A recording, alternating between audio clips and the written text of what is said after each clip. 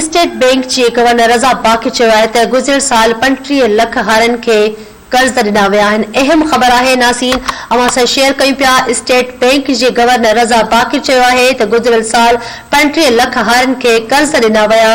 हू निज़ाम में शफ़ाफ़ियत आणणु चाहिनि था। इस्लामाबाद में मीडिया सां ॻाल्हाईंदे रज़ा बाक़ी चयो त माली साल 2020 में 37 लख हारियुनि खे ज़रई कर्ज़ ॾिना विया आहिनि। हुन चयो त बैंकुनि लाइ ज़रई कर्ज़नि जो हदफ़ 17 अरब रुपया रखियो वियो आहे। संदसि चवणो त शफ़ाफ़ियत आणण लाइ सिस्टम ठाहियो वियो आहे। अहम ख़बर अवां खे ॾियूं पिया। स्टेट बैंक जे गवर्नर रज़ा बाक़ी चयो आहे त गुज़िरियल साल 35 लख हारियुनि खे कर्ज़ ॾिना विया आहिनि। हू निज़ाम शफ़ाफ़त वारो आणणु चाहिनि था। इस्लामाबाद में मीडिया सां ॻाल्हाईंदे रज़ा बाक़ी चयो आहे त माली साल 2020 में 37 लख हारियुनि खे ज़रई कर्ज़ ॾिना विया। हुन चयो त बैंकुनि लाइ ज़रई कर्ज़नि जो हदफ़ 17 अरब रुपया रखियो वियो आहे। संदसि चवणो हो त शफ़ाफ़ियत आणण लाइ सिस्टम ठाहियो वियो आहे।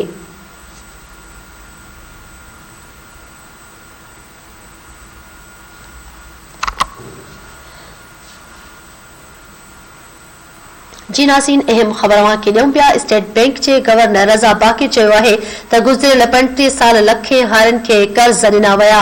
हू निज़ाम में शफ़ाफ़ियत आणणु चाहिनि था। इस्लामाबाद में मीडिया सां ॻाल्हाईंदे रज़ा बाक़ी चयो त माली साल 2020 में 37 लख हारियुनि खे ज़रई कर्ज़ ॾिना विया।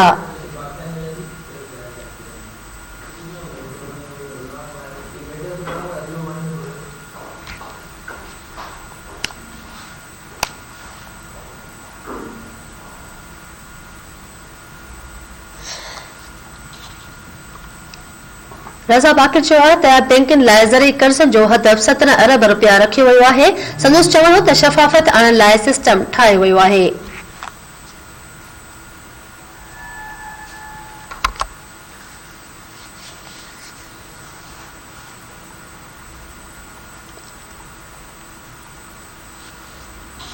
अहम ख़बर अवां खे ॾियूं पिया। स्टेट बैंक जे गवर्नर रज़ा बाक़ी चयो आहे त गुज़िरियल 25 साल लख हारियुनि खे कर्ज़ ॾिना विया। हू निज़ाम में शफ़ाफ़ियत आणणु चाहिनि था।